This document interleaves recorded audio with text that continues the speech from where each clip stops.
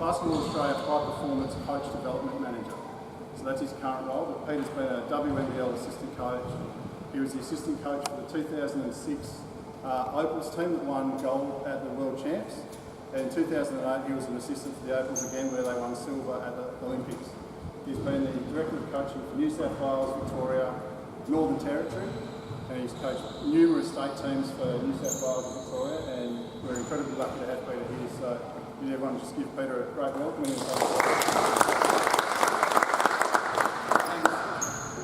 Thanks, Darren.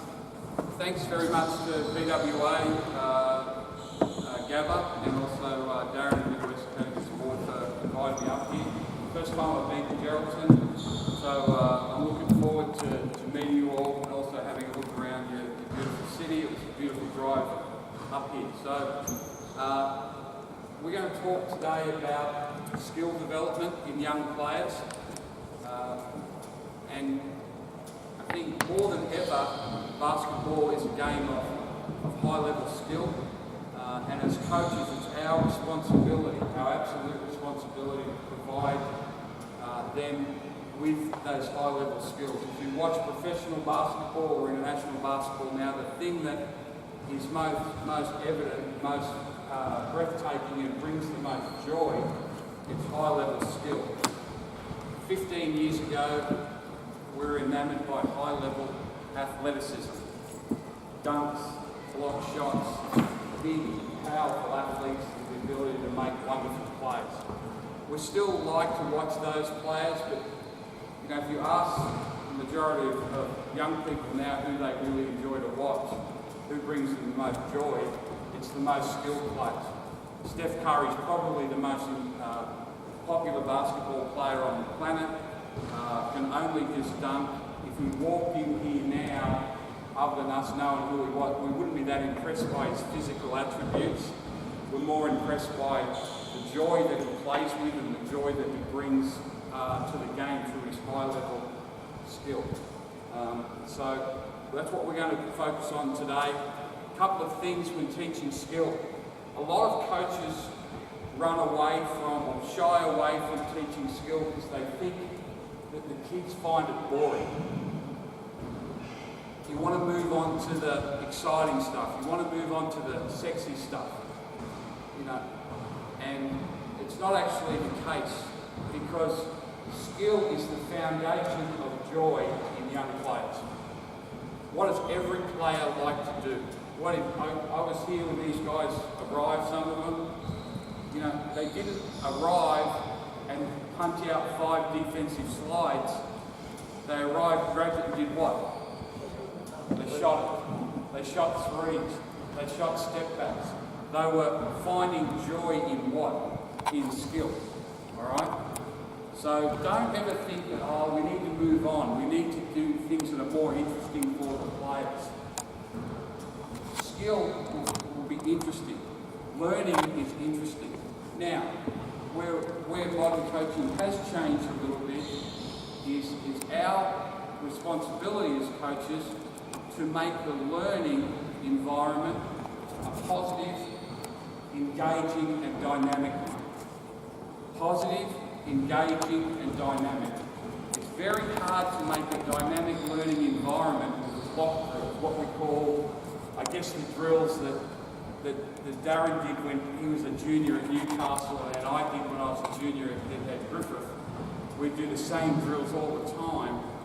It's like in football parlay, we did lane work for 45 minutes every Tuesday and Thursday. The players wouldn't find that very exciting. So what we have to do is find ways to teach skill to provide that foundation of joy, but in an engaging and dynamic environment.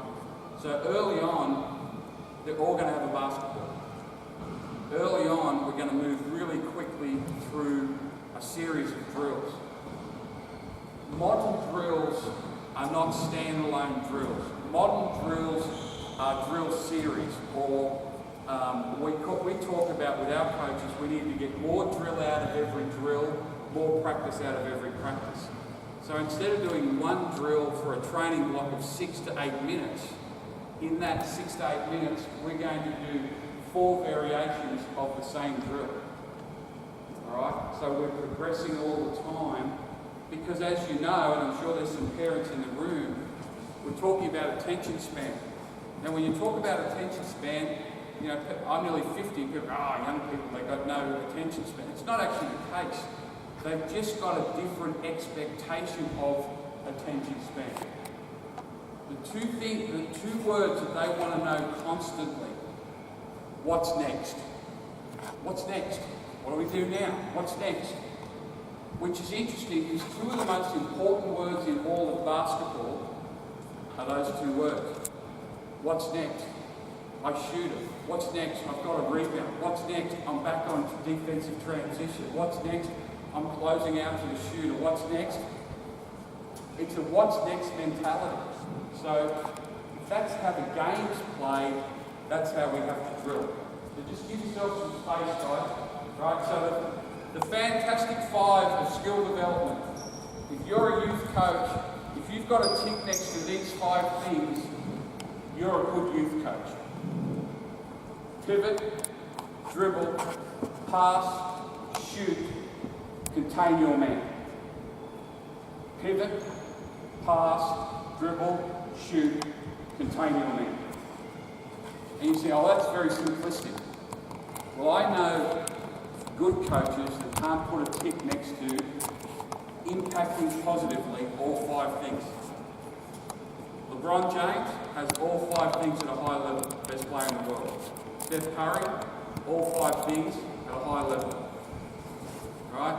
Maya Moore, Penny Taylor, Lawrence, whoever you want to say, they've got that foundation of joy in the Fantastic Five. So our job as youth coaches is to get that Fantastic Five in every single practice in a worthwhile and dynamic fashion. We've got former players in the room, current players in the room. Who loves pivoting drills? Who's driving to practice going, gee, I hope we do some pivoting drills? Right? Good, we've got no liars. Right? No, but we've still got to teach it, and that's what I'm saying. Sometimes I know that they don't want to do pivoting drills. Right? But if I don't impact them positively on pivoting, they can't play. If they don't have elite footwork, they can't create time and space. Right? So I'm not going to say to them, hey gang, we're going to do pivoting drills for the next 8 minutes. Right? I might as well say, hey, let's do trigonometry for the next 8 minutes. We've got to make sure it's a dynamic environment. So what I want you to do, guys, is we're going to do command dribble, command pivot. So I'm going to say right foot forward pivot, rear pivot, 2 crossovers, left hand pound. So if I say right foot forward pivot, do it as I say it. Right foot forward pivot, then right foot reverse pivot, 2 crossovers, 2 right hand pounds. But you've got to do it at game speed. So you should be able to do it as quick as I say it. Alright? Right foot forward pivot, right foot rear pivot, crossover, pound, repeat. Go, repeat. Right foot forward pivot, right foot reverse pivot, 2 crossovers, pound, repeat. Keep going, go, left foot reverse pivot, left foot forward pivot, crossover, pound, go.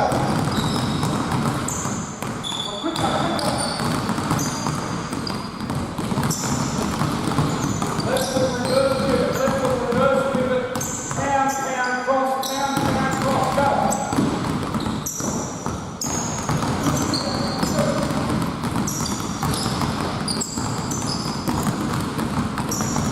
Right foot reverse, right foot forward, right foot reverse, crossover, pound.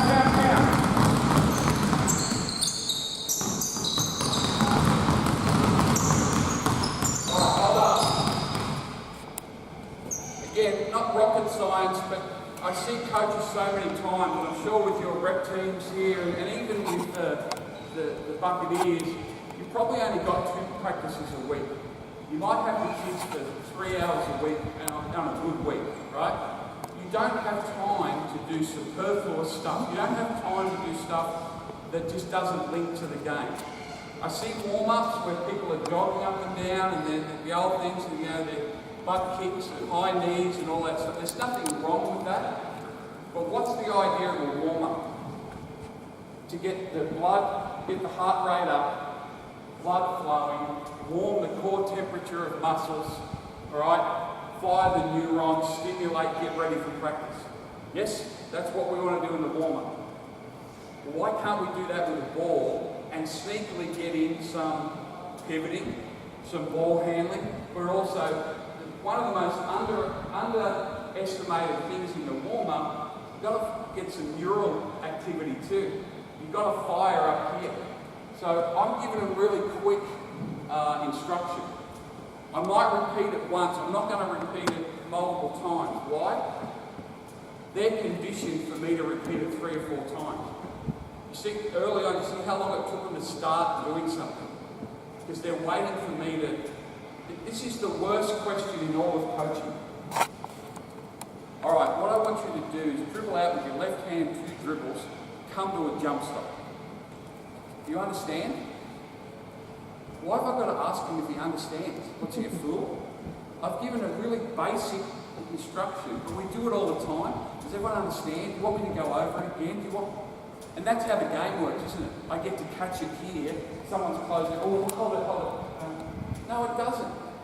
So we've got to make sure that as we're developing fundamentals, we're doing it in a really vibrant, dynamic environment, but you challenge them. Now, we're going to do the same thing, but we've got to also teach them part of skill is communication. If you can't communicate at a high level, you can't play at a high level.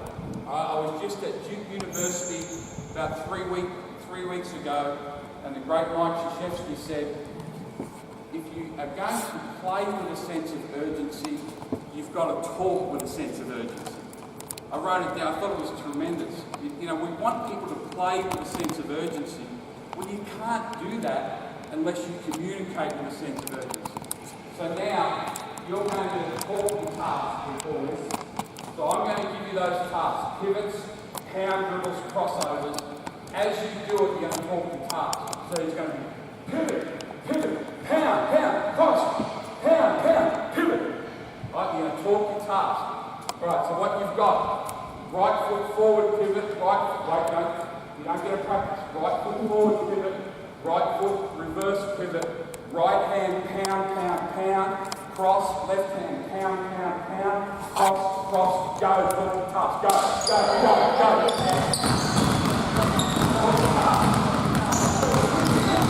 Don't slow down, talk the task, go.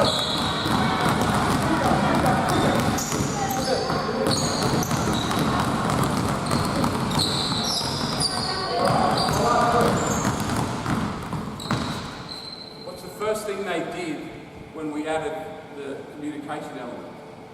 They slowed down. Alright, why have they got to slow down to talk? But seriously, why is the physical act slowing down so you can just communicate? So again, if all I say to them is talk, you've got to talk. It doesn't do anything. So we talk a lot about, let's talk your task. So just say what you're actually doing. Now, are they going to do that in a game? No. But if they're conditioned, it's an overload principle, if they're conditioned to communicate, they're going to be better communicators when they get to the court. I know AFL is a stronghold here. And we're not going to talk about last year's AFL Grand Final, trust me. We are not going to talk about it for 1 minute, right? But if you're walking around in the winter time, here at Geraldton of an evening, you go for a walk, what do you hear? You hear football training, don't you? How can you hear football training? Well, you do, because you can hear the constant communication. Yet when they come to basketball, what do? So we've got to make sure that we give them those tools. Now, part you're on, and you guys just take a group of 3. When we said we don't want to do block drills, we want to do more things where there's variations, and we want to do more things where there's a bit of a competition. So now, you're going to do the same thing. I'm going to give you a command. You'll incorporate pivoting and ball handling. You're going to talk the task, but you're going to race each other. You're going to race each other. So I might say left foot rear pivot, left foot forward pivot, pound, cross, cross. You've got to complete that 3 times and it's a race with the other guy. Go.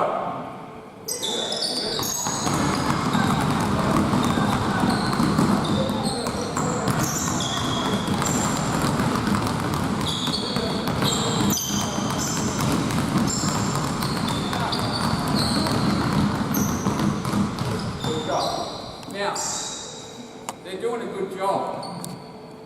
Because I was talking to you, I gave the command. Truth be known, I didn't remember what I said. But they did, and that's what you want to condition. We want them to ask questions. We want to use questioning as a really strong learning tool.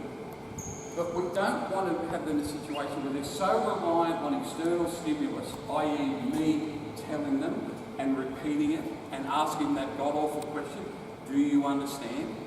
Right? Now, little is, yes, you have to give more clarity. But I was literally talking to you. I actually didn't expect them to be able to do it. I said go, and what happened? They did it. Now, they don't know that I don't know if they did it right, because I couldn't remember if it said right foot or left foot. But does it really matter? No. Same thing now, new command, but you've got to get 3 of them done. But as you're doing, you've got to try and knock the ball away from the other person. All right? See what we're doing here with the drill? We started this, we added an element, we added another element, now we're going to add another element. So by the time they've done this, next week we can come and go, hey, let's do competitive dribble pivot series. And they'll be able to do it. So what we've got now, left foot rear pivot, left foot rear pivot, left foot forward pivot, pound, pound, cross, pound, pound, cross, pound, pound.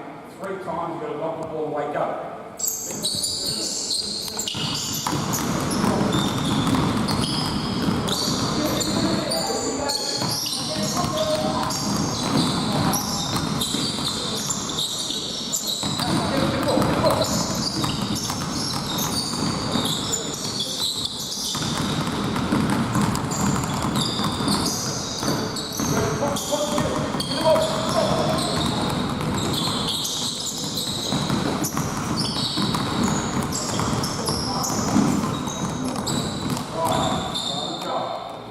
So with that, you can add different elements as you go, and the only limitation is your imagination.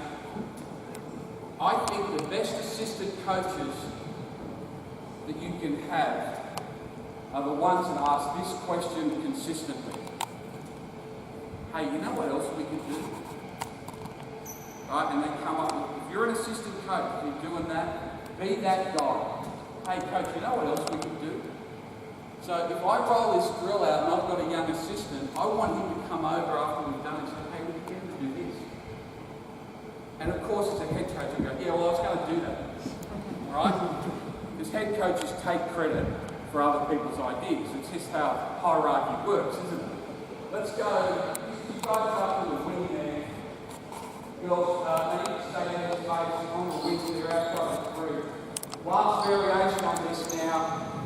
So you're doing the same thing, but guys, I really want you to try and get after and try and knock the ball away. Right? So the same drill series, knock the ball away. Now, when you complete 3, you've got 1 more dribble to get the ball in the basket. The winner is the person who gets the ball in the basket quickly. Now, you might say, well, hold it, there's going to be a collision.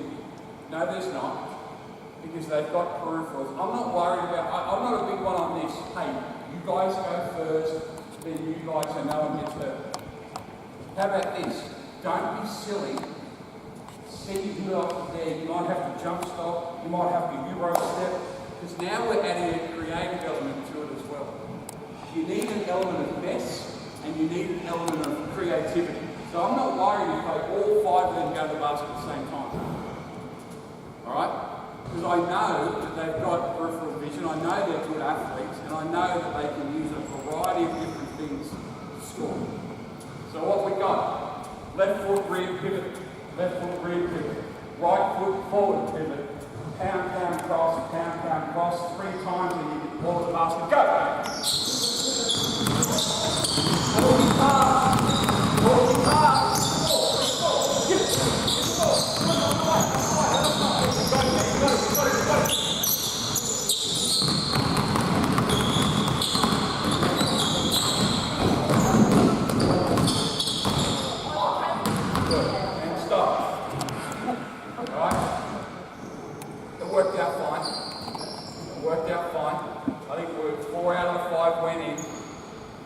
What you always want to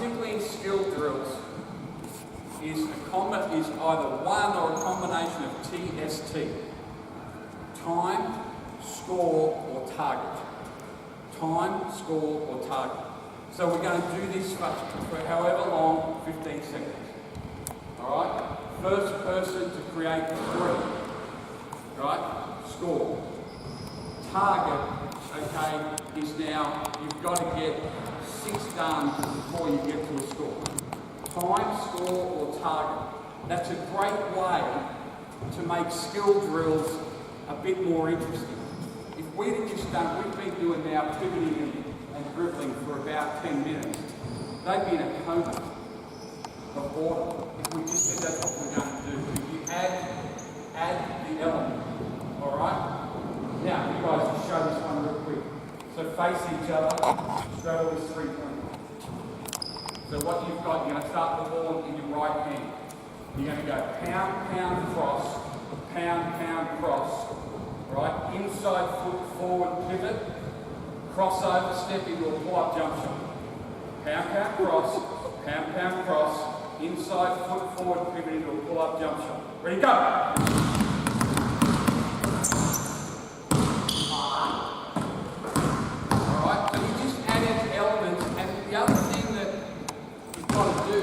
Comfortable with the mess. There's a few smiles because our friend here did the wrong pivot.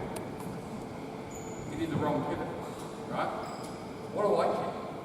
You know what I mean? Like, really, unless this whole thing's about me, what if I said for him to do a forward pivot on his inside foot, he did a rear pivot on his outside foot? Is that a royal commission? Like, we need to... No. What did he do? Handled it. Pivot, went into his shot. Is that an issue? No. You've got to be comfortable with the mess. You know, instead of stop, no, you know, what's your name? Lockie, no, Lockie, you did the wrong thing. You ruined my drill. Don't do that to my drill. Who's this about now? Right? Who should it be there? Right? So, really important, TST, and then when you've done skill, make it competitive. So we merge straight in, we call this our one-on-one, alright? And all the groups are going to do it, just watch here. So you've got your heels on the 3-point line, right? You don't have the ball, just give it to your friend. Lockie, you're behind. Okay, so you're going to hand your extends, so you lock. You're going to hand the ball either side. Your hands it around here, this side. You're going to forward pivot on that foot, turn and face. You've got one non-dribble move, so shot fake, drive, jab step, and one dribble to score. If you're around the ball, he gives it to you on that side. You're going to pivot there. Same thing, you've got one non-dribble move. Now the non-dribble move can be shot fake, which I think is the most under-taught skill in all of basketball. All right? Clay Thompson, JJ Redick, the best shot fakers in world basketball. Good shooters, good players, but they've got a great shot fake. So they've got shot fake, you might have a little shoulder shake, you might have a jab step or a drive step, all right, and then you've got one dribble to score. So now what we're doing is we're working pivoting again. All right, we've added an element, the non-dribble move, we've added defensive containment, and guys, what we're going to work on is double score. So, if you shoot it, you're going to try and get it. If you get it back, you just keep playing, right? If it goes in and you get it back, you still get to score it again, double score. The drill doesn't stop until you've got the ball on, right? Until you've got it. Right, down, be competitive, be combative. Go, play. Get it, back in the drill. Come on. Don't ruin my drill. Come on.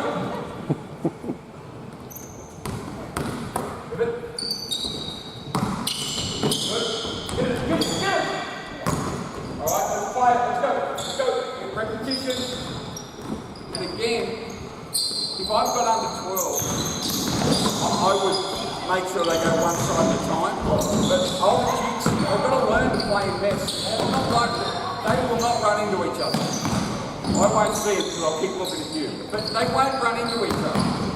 Right? They've got to learn to be able to play in mess. One, good pivots, go. Good shot right. Still, girl, still.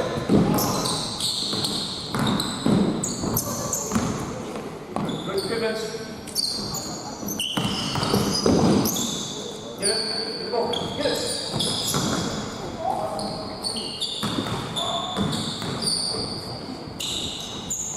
And when you allow them to play one-on-one, that's what you have to be comfortable with them. Because what happens in the game, I make a move, I don't get past my man, hopefully, I pass it.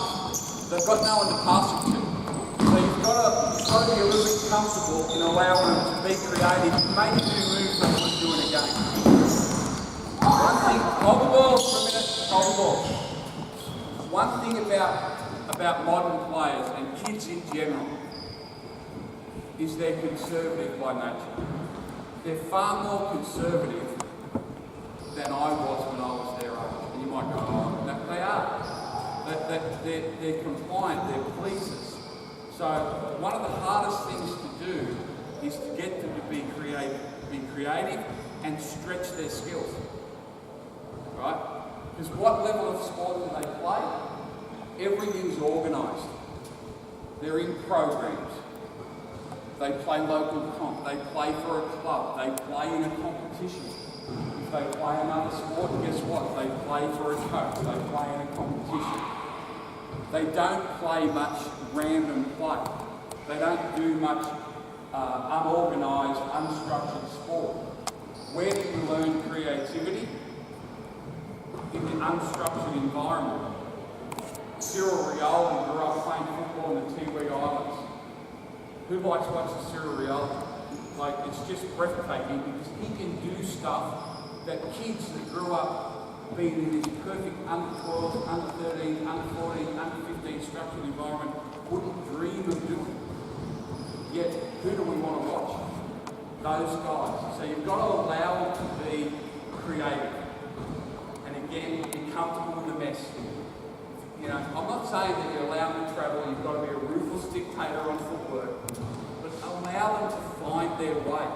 Because when they get to a game, the structured environment, they're not going to do it. So you've got to give them permission to be creative here, right? Instead of trying to make them fundamentally sound, we talk about trying to make them develop sound creativity, right? Which is a more interesting term, fundamentally sound or sound creativity? Because what's the last word?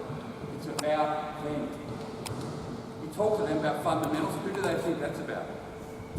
Us. Alright, so again, just small changes in language are going to help. Now, we've got this. So, back to the basket. Candid. So what I want you to do is strong pivot on that foot. Shot face, you're going to raise up. Let it go play. You're going to dribble into the key wave. You're going to run out there. Jump stop, pivot, close out, play. Same drill. We start with the same thing. We're sneaking in a bit of pivoting. We're sneaking in the shot fake. We're working on a bit of technique on the close out. And now we're playing. Let's see that, guys. See that. Good. Shot fake. Good. Ready, close. Good. Let's go. Again, just keep adding elements, and obviously I'm stopping and starting because of you guys. If this was practice, once I've showed them all this, we don't have to stop practice for 20 minutes. You know, we can just get through these 2 series, get 12 drills done before we even have to worry about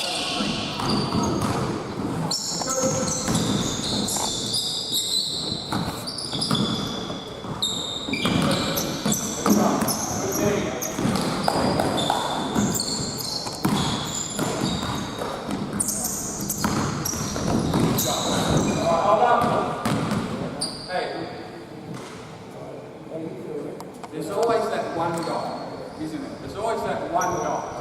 So this is going to be on video. This is going to be on Basketball Western Australia, YouTube, maybe BA. And so my guy puts his best mate on the poster. Good teammate, bad teammate. Alright? Good. Right. Now, what we've got is this. Same drill. So it's pivot, shot fake, breaks up, close out. Now, you're going to sprint, touch the sideline. Right, pivot pass, close out again, shot fake, let him go by you. Sprint, touch the sideline, next pass to the guy. Throw and play, throw and play. Alright, throw. Right, here we go. Again, just keep adding elements so there's more game-like environment. Let's go.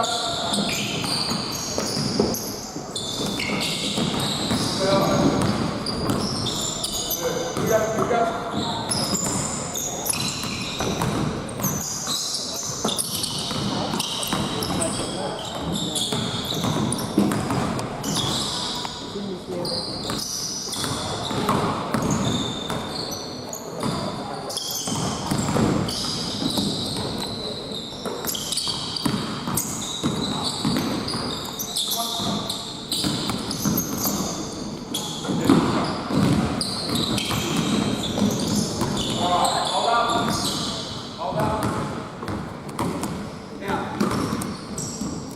The other thing I think is really valuable as a coaching methodology, particularly when you're teaching skill and trying to get one-on-one individual development, is as a coach, you be part of the drill.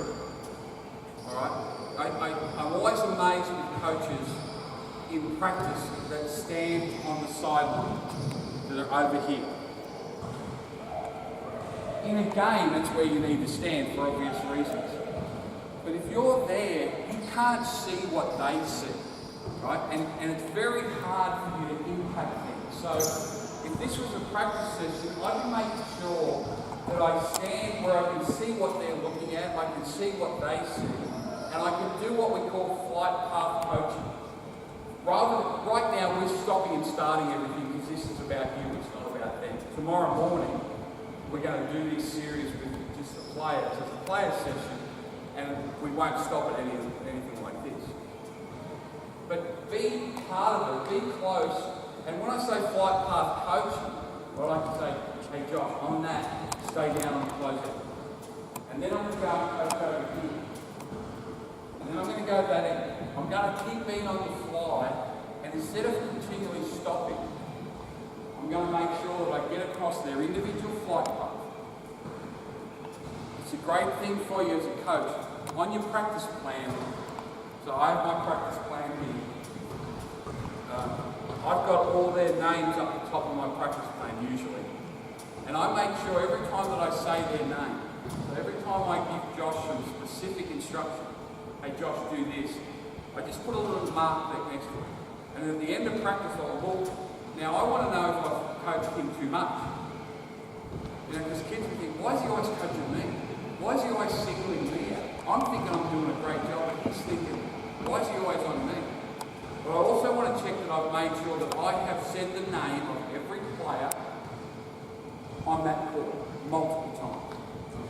Because too often we coach in global terms. And what I mean by that is the big statements, you know, the broad statements, like we're coaching the world. Right? What you want to do is coach specifically, know their names, say their names. If I say, hey, stay down on the pivot, that's just a saying. But if I say, hey, Jesse, stay down on the pivot, or Josh, stay down on the pivot, whatever it is, that means something to them. Okay, so just think about that. Now, let's move on to some passing. Let's go, you guys are on the wing there, and you've got two over the ball, go over here.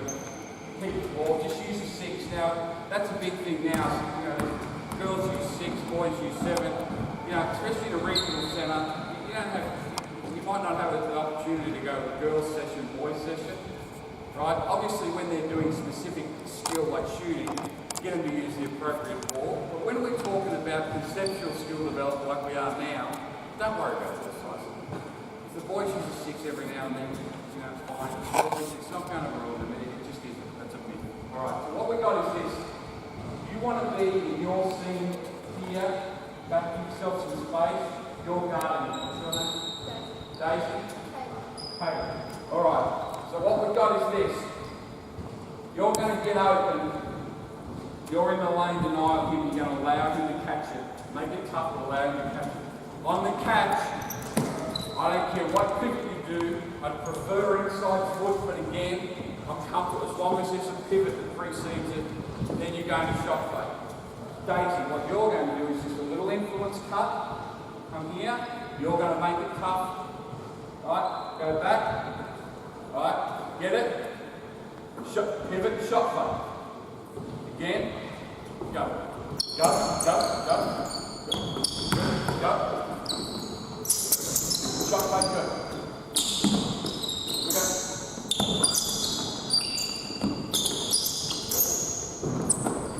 Alright, pretty simple drill. Stay where you are. Right, pretty simple drill. So much better than, I don't know if there's a worse drill in basketball than this. Alright, you're my partner. Ready? Ready? Hands up. Let's work on our passing. Come on, let's go. Work harder. Concentrate on working hard. I mean, when does that pass ever get made again?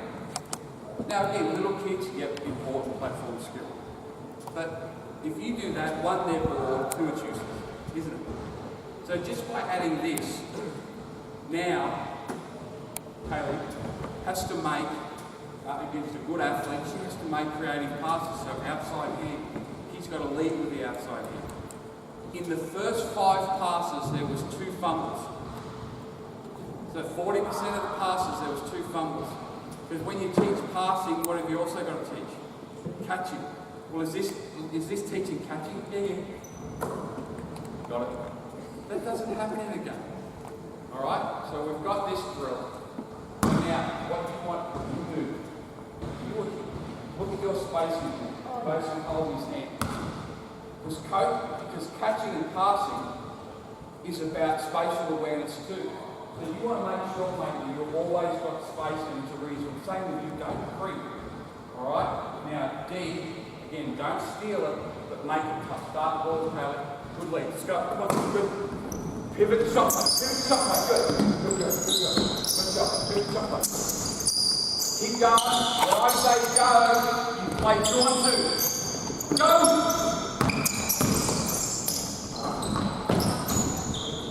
Alright. Come down here. Quick.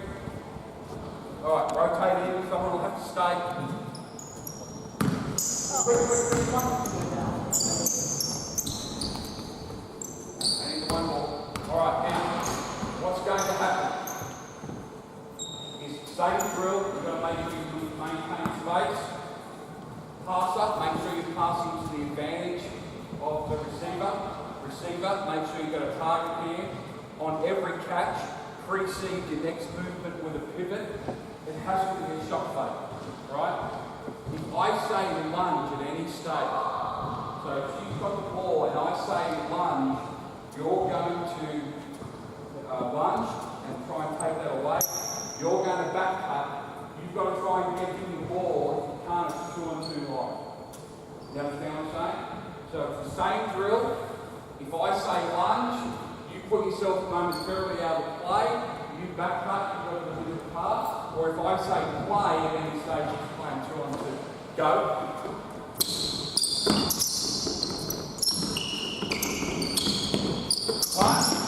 Lunge. Wait. Good. Right, set up again. 2, 1, go. Get repetition. Start. Give it shot.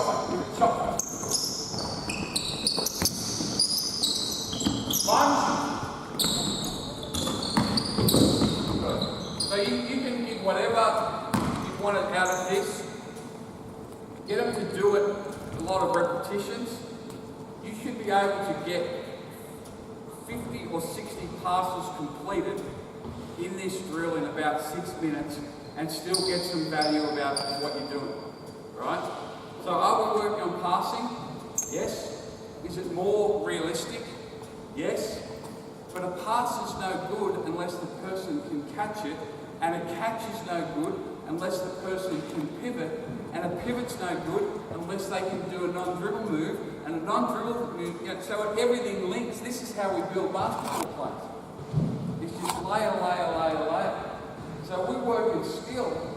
I would only do this element for 4 minutes. Once they've got it, we call this Jags lead drill, right? I'd say, hey, Jags lead drill, let's go. And they might do just the passing bit for 90 seconds. All right, Jags command drill now, same drill, right? Lunge, back. Now we're practicing back cuts, finishes, right?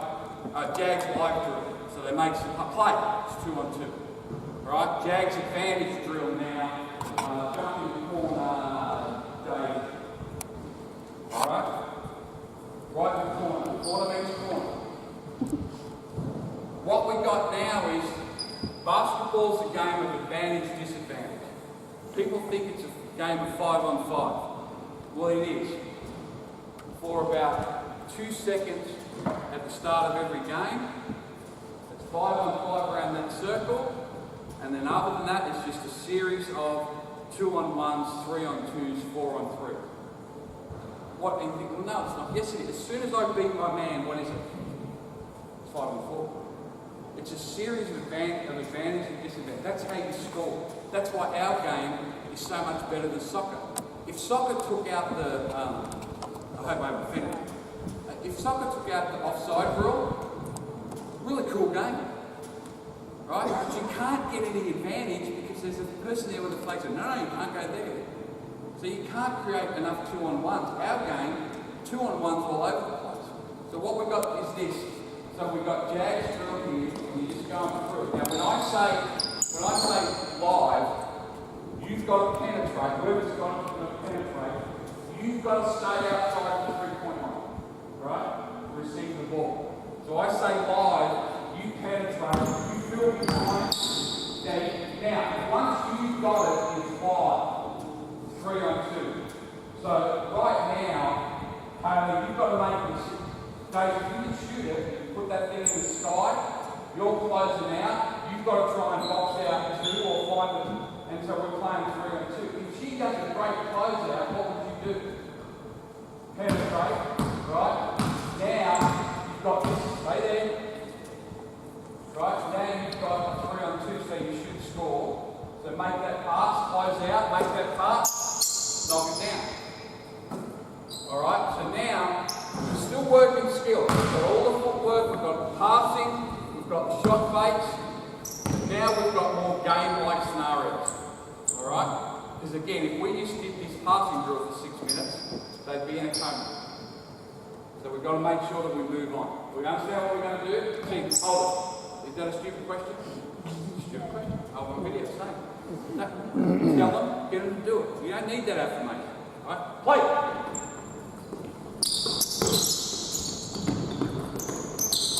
Five. You have to hold the shot. Right? Go play.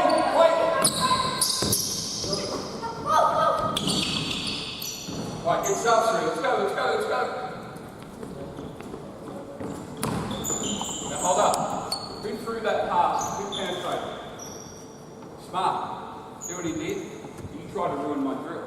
Good job. What he did is, the whole drill was worked out for the pass to go where. So in a game, if you know they're expecting the pass to go there, what would you do? You'd throw it here. So what did he do? He threw it here. Smart. So, that's what you want to do. You've got to be comfortable with the mess. It's their game that we're here to support. It's not our game that they get to take part in. It's a big difference. Alright? But don't do it again. Right, here we go.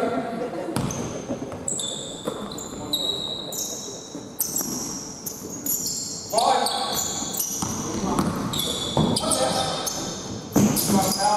Good job. Now next. Let's go. Come on, work it out.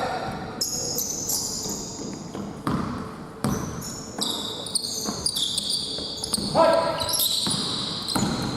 Keep there. Good job. Next, come on.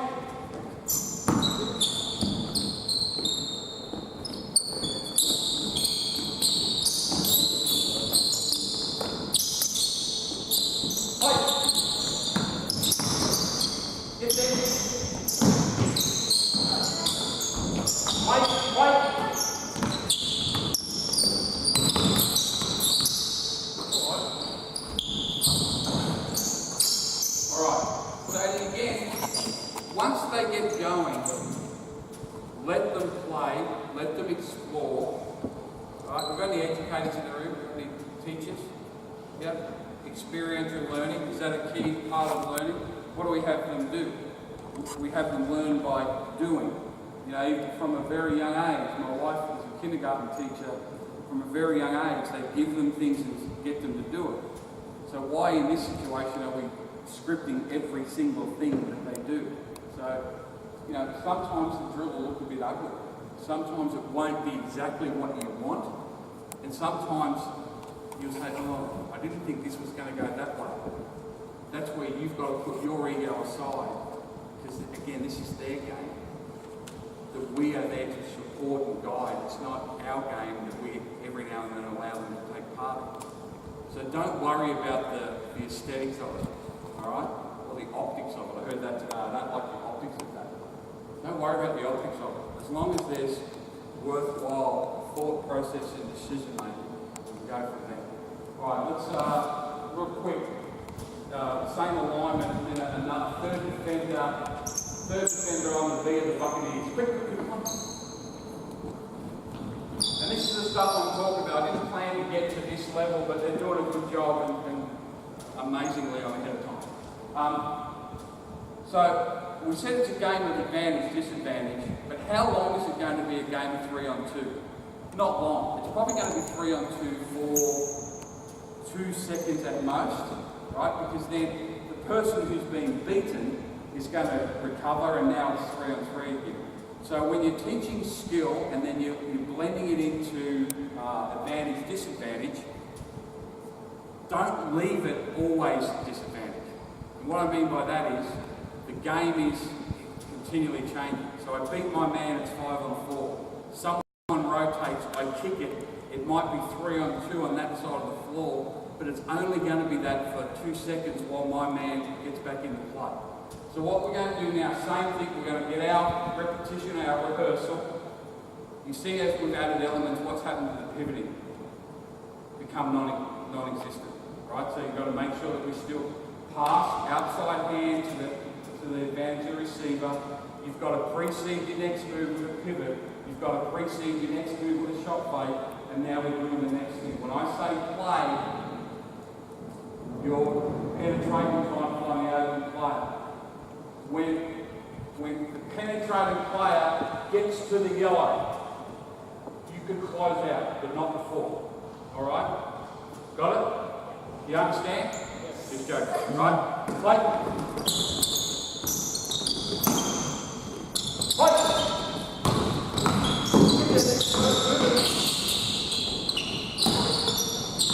Play. Keep playing. Next. Let's go.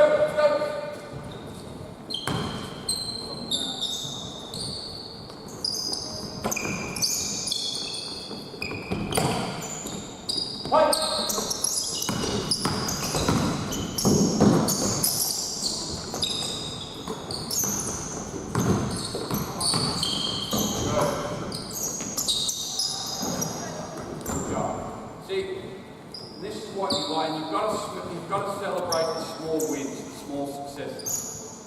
You see that move? I've got your name already. Josh, right?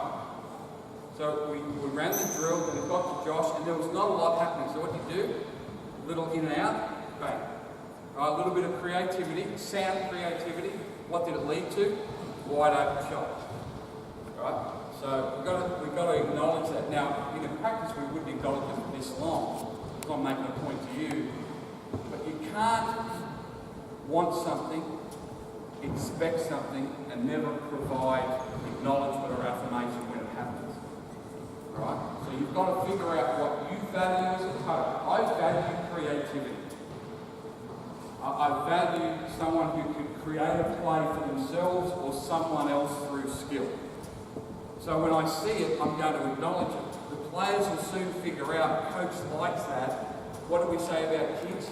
They want to please, they want to be compliant, so all of a sudden you've got this perfect synergy of what you want and what they're achieving. Let's go one more on that. Now, we can only take open shots, only no contested shots. Here we go.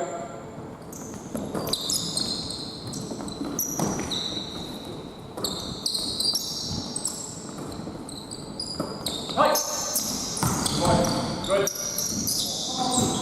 Pass. Good. You're playing, good boy. Great cut. Great cut. Play goes to those that continue to play. Right? My mentor in the game, that's his favourite coaching saying. Play goes to those that continue to play. So we took a shot. Now, I said we only wanted uncontested shots. What's your thought process on that shot? Contested, uncontested? No. I didn't ask you what I thought you should say. What did you think? It was a pretty good play, okay? So what could you have done? Shot fake, right? Or a practice shot fake. But it's not the worst shot in the world. You know, it's a good shot. What you did really well is you kept playing. You stopped, you kept playing. The use of questioning. See, when I asked him a question, he's like, oh, right? You've got to convince, no, I want to know, what did you think? If he'd have said, no, it was a good shot, he was a step slower for wide open, I'd say, cool, and I'd leave. Not leave and go get a latte, but I'd go and coach someone else. Think about this when you're teaching skill and you're using questioning, because it's their practice. You want to engage in guided learning. Praise, prompt, and leave. Praise, prompt, and leave. All right? So, praise. Way to keep playing. Right? Everyone stop, you made that cut, got yourself a play. Right? Great. Prompt. I'm not sure about that shot, might have been contested. What's the most important element of praise, prompt, and leave? Leave. Because leave will stop you saying, you understand? So you've given him some praise on what he did, you've coached him. Just look at that contested shot. You want to say, just go and coach someone else now.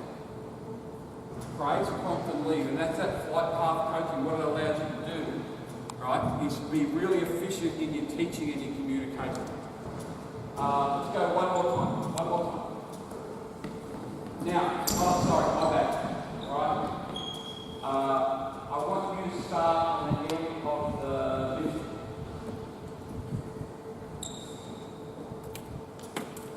I was worried for you that you couldn't read. They tell me the school's as good as Geraldton, so I'm glad that was done. Right, now, what we've got is this. Same drill. When they touch the yellow, you can close out. When she catches it, you can run in, and now you've got 4 on 3. Now you've got 4 on 3, yeah? Go. Wait.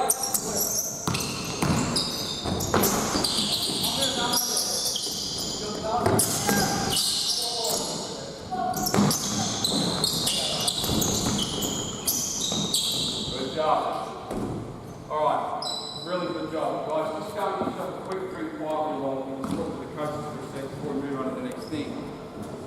So, what we got to then was an advanced passing drill. You're like, well, hold on, what do you mean? How many passes they just make to get a wide open shot? Now, unfortunately, to use a great Lindsay Gazeism, operation successful, patient died. In other words, we got exactly what we want out of it, they just didn't make the shot. But do you see that? So penetration was kicked. She realised she wasn't open, she passed it to the next girl who realised she wasn't open. What did she do? Pass it, there was like pass. Looked like the San Antonio Spurs game. Boom, boom, the ball's flying. What did we want to, when we started this, what skill were we trying to achieve? Passing. So now we added all those elements and got to a situation. That's how you teach passing. Not specific to that drill, but again, the old chestnut putt. Other than Aussie hoops, like when do you want to do that? It doesn't help the kids. If you do it even with little kids, have them do something else. What could you have them do? Pivot, shot, pass. It's not much more complicated, but now there's more drill out of the drill, there's more skill out of the skill, and there's more practice out of practice. Alright, let's go, give me someone here, if I ask someone to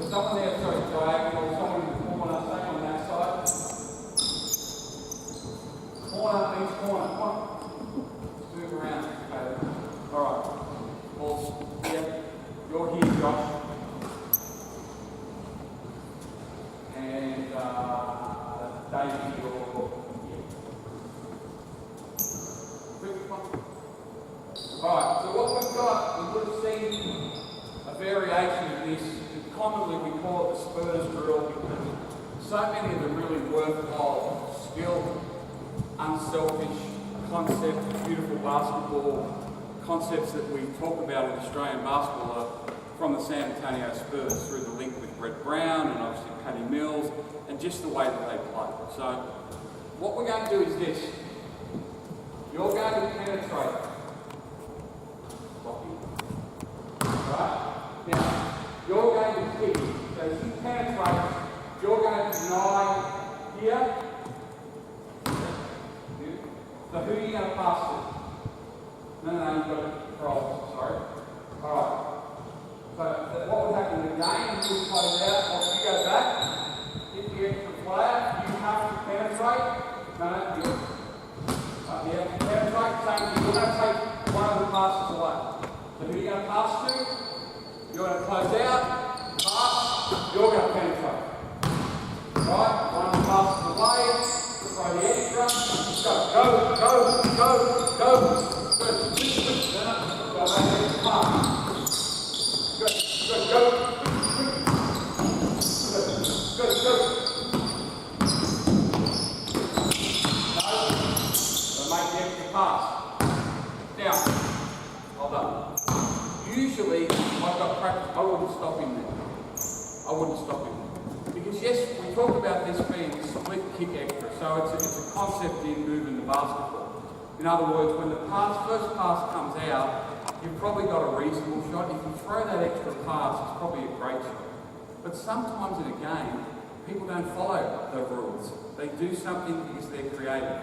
But for this thing, I want the first pass out, make that extra pass. Now, we're going to do the same thing. Think about this. Pass hard. Pass really hard. Go!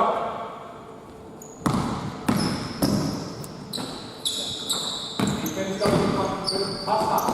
Good. Pass hard. Good.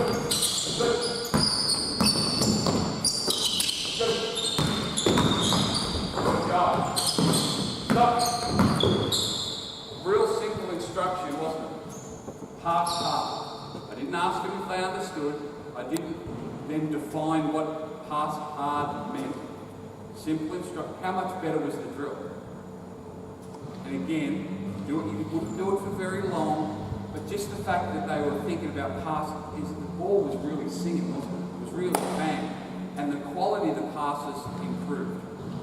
So from here, what we've got is this. All starts here. Alright. So you're going to do the same thing. When I say play, it's 4 on 2. When I say play, it's 4 on 2. Start.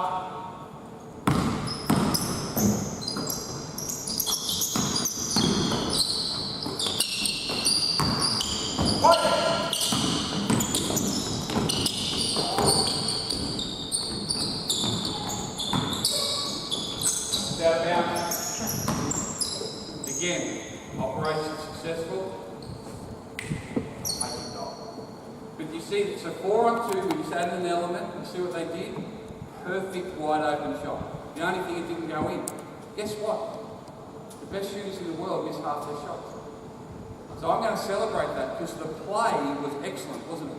They did the drill, then play, phenomenal penetration, right? Kick out here. Who threw the pass in here? Right? Great pass. You shoot it. You shoot it. Make it. Alright? Jump on the baseline. Alright, so now when I say play, it's 4 on 2 until the first pass and then you spring in. So if I say play with the block and he penetrates, as soon as he passes it, you're in. Now you've got to figure out who you're going to guard.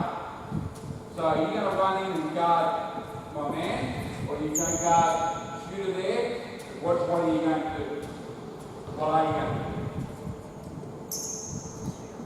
The shooter. They don't understand, they're all rhetorical questions. But ask them. She doesn't know what she's going to do because it's not necessarily always going to be impenetrable. So ask them the question, get them to think, but make sure that they don't preempt what they're going to do, because you can't preempt what you're going to do in a game. Right, here we go, start.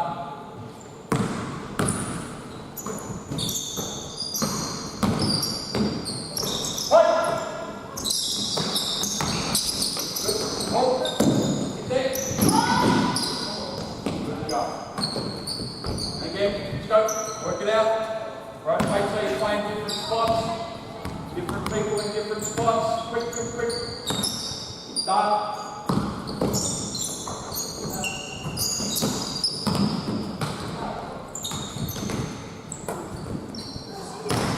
Hey, oh. Show Mello. I'm a father now. I'm like 10 years ago. I said, stop around my drill, Rocky! Remember, we don't play until I say play, so we're just doing that. Let's go. We're going to take away the cup. What?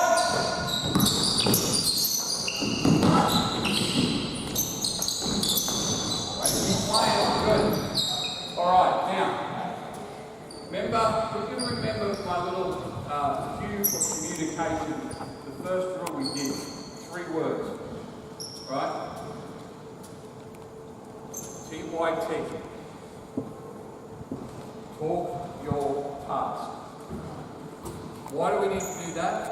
They're in a situation of offensive disadvantage, defensive disadvantage. The person rotates in. They're trying to figure out who they can go to. The other 2 people are trying to figure out where they're going. They don't say anything. Right? So often we say, you've got to talk. And if they don't talk, then you up the ante. You've got to communicate. You're still not giving them anything to say. Right? So you've got to define their language. And I find if I give them complicated coaching verbiage to say, they're not going to say it. So I just say, talk your task. Right? I got ball. If everyone's just saying what they're doing, they're sharing what they're doing, and now we've got a chance to have worthwhile communication. So everyone, offense and defense, has got a talking task throughout the whole drill. Start. Ball out. Ball out.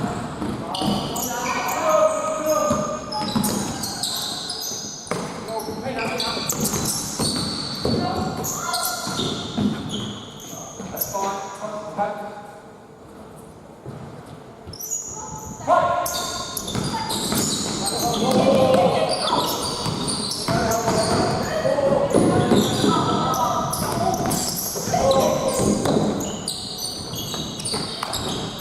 Good job. All right. Again, really good ball movement. Really good ball movement. And even though I gave you one instruction, right? Even though he missed the shot, what happened? We got an offensive rebound because we took a predictable shot. We knew exactly what was going to happen. And when you do the things properly, when you play in a predictable fashion, your teammates can predict the next play that they've got to make. So it's really important from there.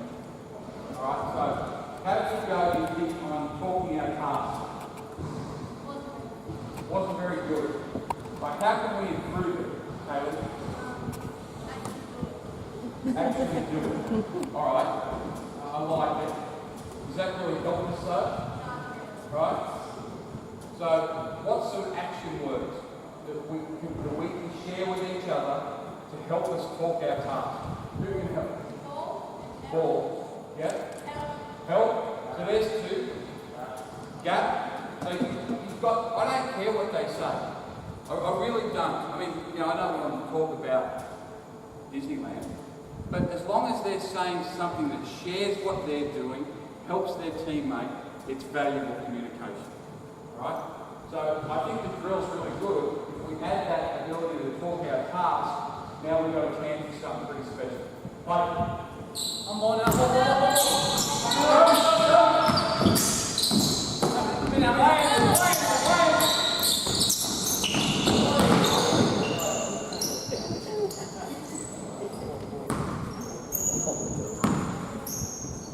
said, you've got to be comfortable with the mess. Go.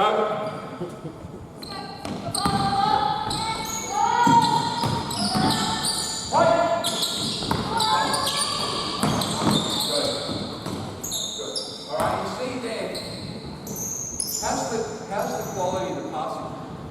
Now, I'm not saying for a minute, I mean, they've been well coached, right? But how's the quality of the passing? It's pretty good. Because they don't even know we're still working on passing. They think we're working on this, San Antonio Spurs concept and driving kick and split kick excellence. I'm only worried about the quality of the passing. And the passing has been really good.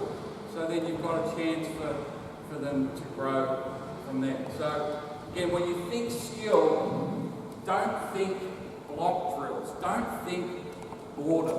Don't worry about the kids being bored when you're teaching skill, because you're going to be creative. And you're going to go quickly from the block drill scenario or the real platform skill. You're going to add elements as you go. You're going to build it up into that.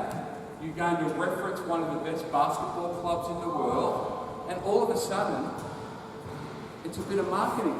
We're still teaching passing.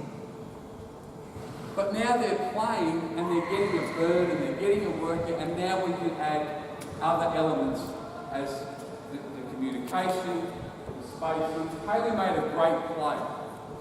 When I said go, she was running out to the three-point line. She heard go, she's like, well, why would I go out to the three-point line when I can just turn around and cut here and get basically a layup? Smart. That's what you want. You want them to explore. You want them to dictate what happens on the floor, not you. Because if it's you, it's not authentic. Right, last series. Let's go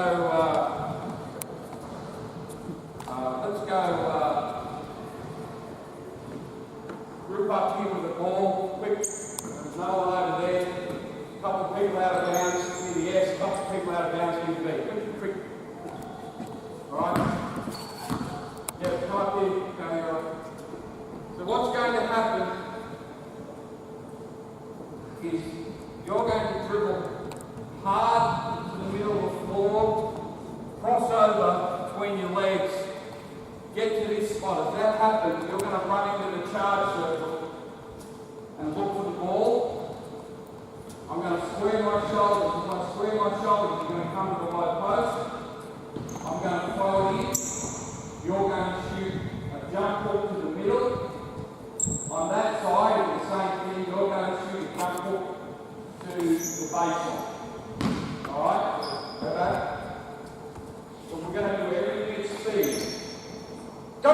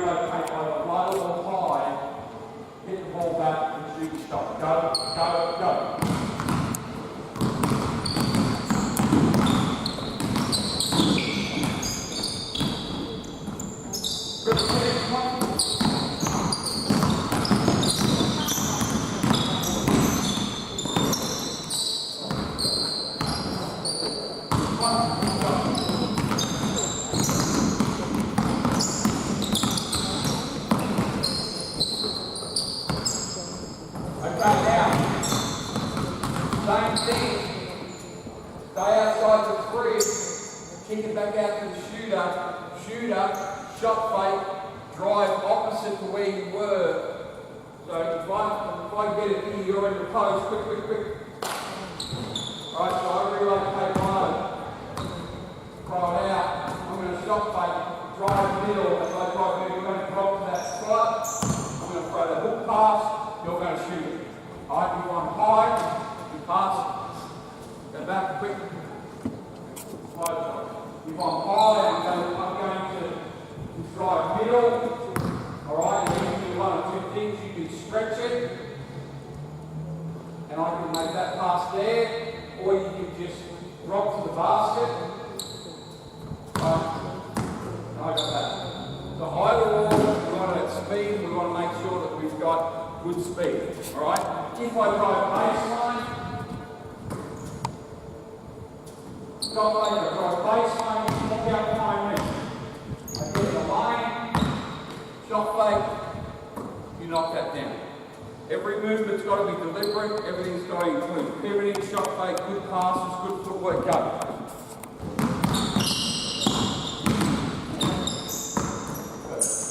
Good. Talk your pass. Go. Next one. Get through.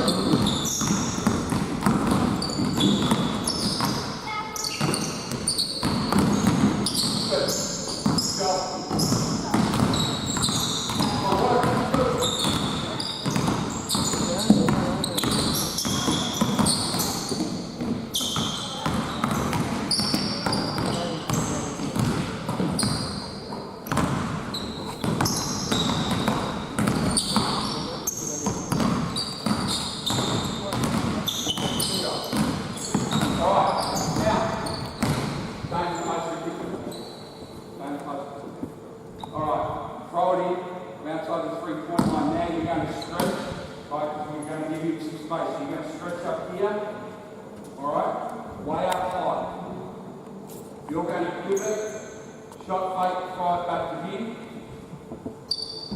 Come get him on step up screen now, or some people call it a punch screen. No, straight.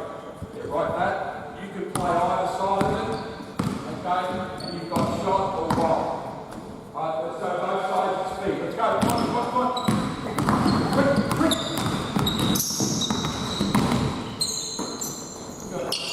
Good.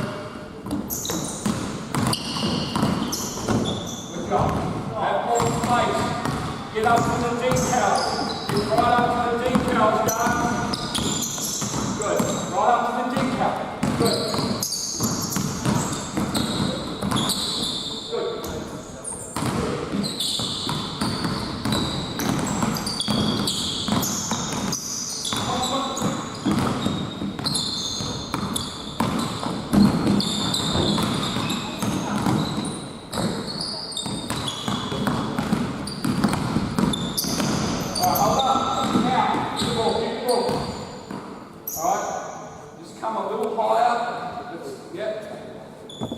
Throw it opposite. So you're going to throw it there, you're going to throw it there. As that happens, you guys are going to dribble down, call it drive dribble. You come and set sideline pick and roll. So you're going to cross over and go off it, you're going to cross over and go off it. You've got shot, all pass, go.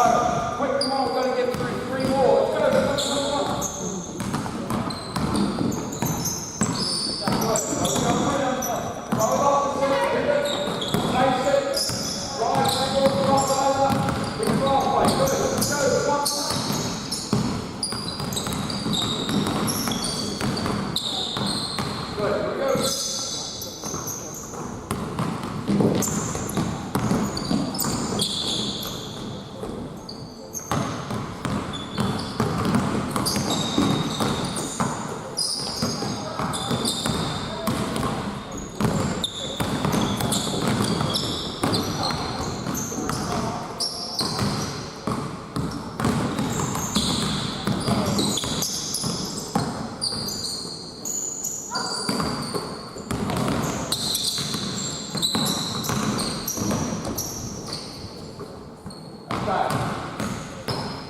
So again, with this, you can take it anywhere you want to go with it. We talk to our kids a lot about no strike zone passes, and what we mean by that, particularly in the pick and roll, is you don't want to throw the ball through the strike zone.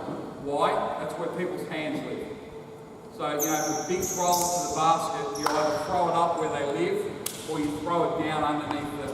You see here, kids come off the pick and roll and they throw it like a chest pass, basically, it's always deflected. Now, yeah, we've got enough, so Judah, just jump down there.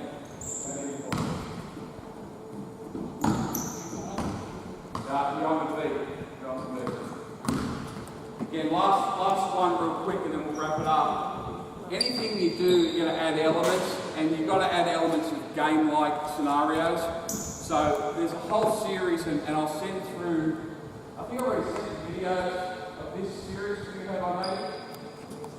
Yeah, we'll get a whole, there's about 8 or 10 things you can do out of this, but I always want to add defense at some level. So now what happens, so you pass it opposite, you go and screen, you go and screen, alright? As soon as they engage the screen, you're playing these guys defensively, you're playing those guys defensively.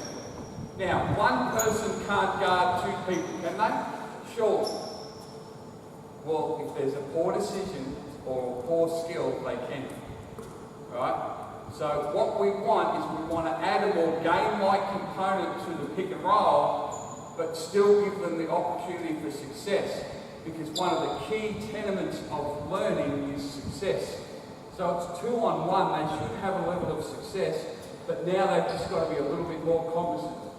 What you're trying to do is steal the ball, by hook or by crook. I don't care who you guard, how you do it, no blood, no foul, steal the ball. You guys make sure you get it right. Let's start from the start.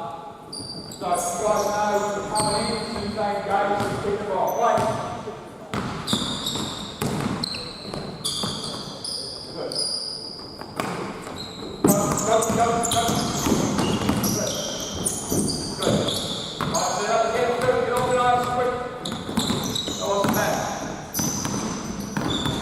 Need another defender. Hold it. I'm going to rotate in. Thank you. Go. One.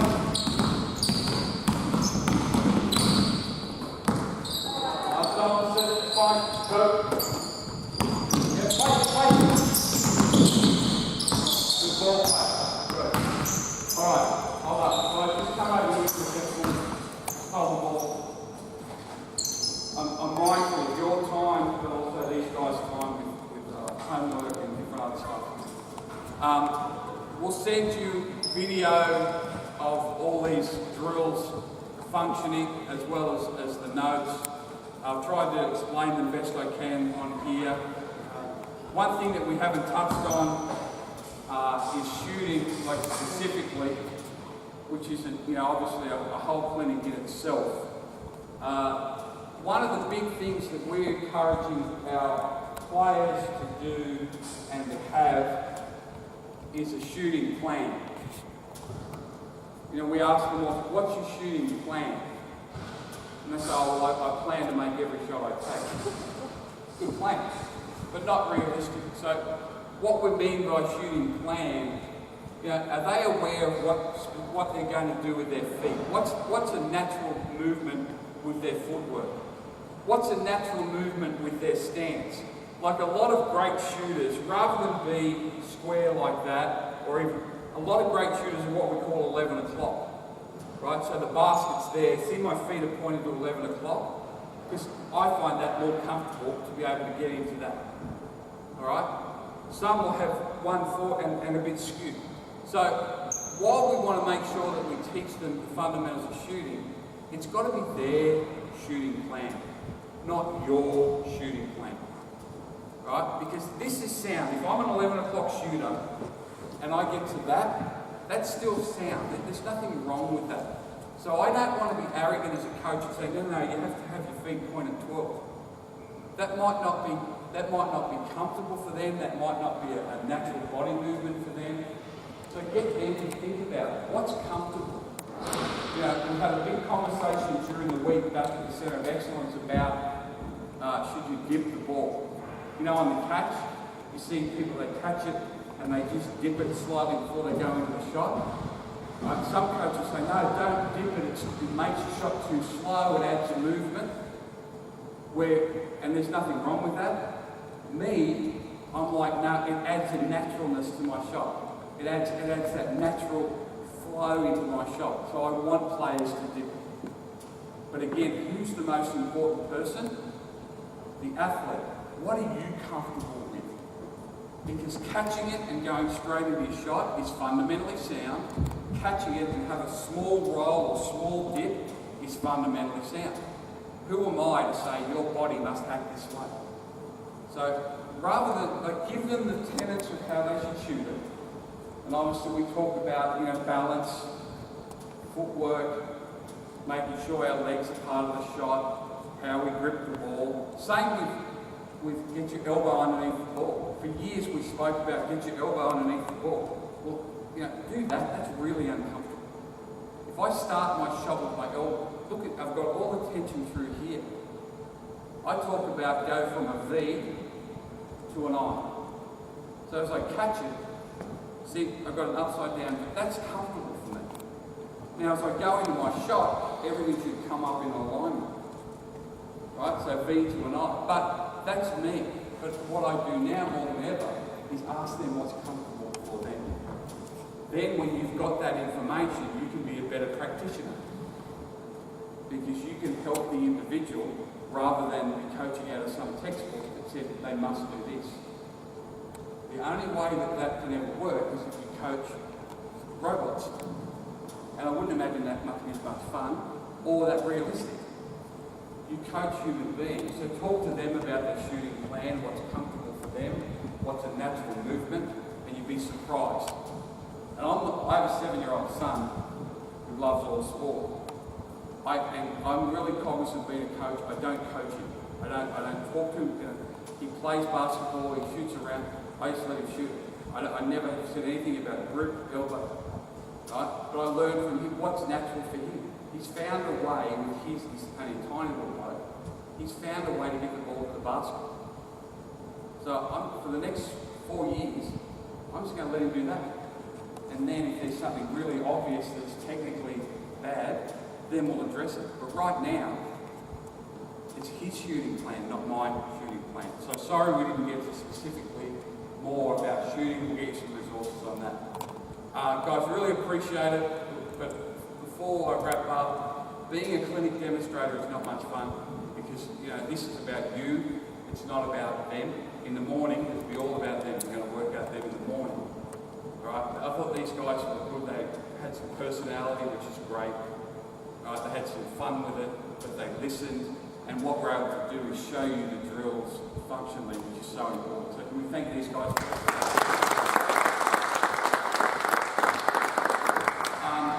quick thank you. Thanks to Gabba for hosting this. I know you've had to shuffle some things around. I know how hard it is to get courts. I know you're getting ready for a big season with the Bucks, so we appreciate it from a Basketball Australia point of view. To Dave and BWA, thanks for the invitation.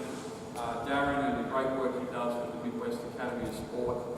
I've got the best job in the world. I just get to go around talking about basketball and meeting people. All of you actually have real jobs. You actually have to go to a proper job and earn an honest living. And then you come and do this as volunteers in your own time. So we certainly appreciate it. We have Geraldton Boyd, the COE, Alex Dukas, who's just doing fantastically well.